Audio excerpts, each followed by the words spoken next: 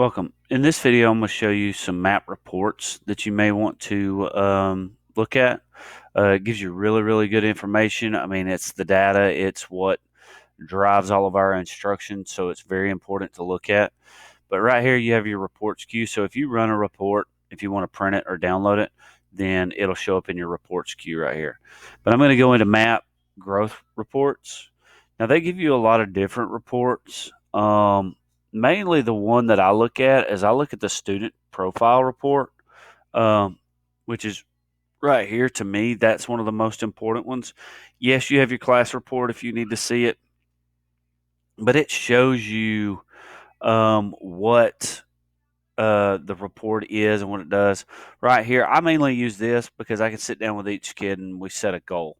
There's the family report and learning continuum. You can see like there are a lot of reports on here, give you a lot of good information. So I'll kind of go through and show you the main ones that I use. RLSS and ILT are really good at showing us some of these and how they're used. But here's a sample class report.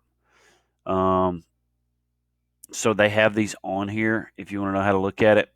And you can see here, here's their mean RIT score, median RIT score, the standard deviation, which way it adjusts forwards or backwards, and the what a normal, in this case, fifth grader, what their RIT score would be on here. So anyway, there's what that report looks like.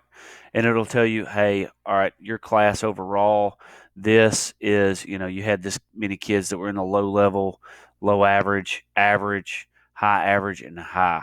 So really good report here. And then it has the test date, their Lexile range, if it was reading, in this case it's language, and it has their percentile.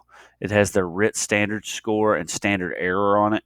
So you can see their standard score here, the percentile that they were in, and their Lexile range. So it gives you some good information there. I'm going to click out of there and just go to the next one, which is student profile report.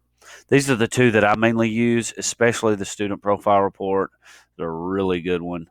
But it kind of gives you an overview. When you click in on the student profile report, it'll have the kid's name up here, and then it will have, like for mine, kindergarten, it's just math and reading. If you're 5th through 12th grade, then you'll have language usage, reading, math, science. So what it does is it shows this kid's growth over time. And you can see that it started in fall of 15 and it's gone 4 or 5 years all the way up here. It also shows their growth and their achievement, and this is a norm reference test, so it compares them to other. In this case, it looks like grade 5. So it would go in and it gives you the grade based on compared to other 5th graders. So right here at mean, its achievement is, in the low average to average range pretty consistently. And then, however, the growth on here is high average. So this student is really growing. However, they're not achieving, they're achieving low average. So this would be your low average, high growth student. But anyway, you can flip through and it'll even give you other charts that are on there. But you have these arrows off to the side. So if I'm at Sadie Porter and I want to get to a different student, then I can click on these arrows and I can go through and look at those students. And on each of those students, it gives you all of this information. So really, really good information. They also give you explanations of what you're looking at over here to the right. So really good thing to use. It shows your instructional areas, goals.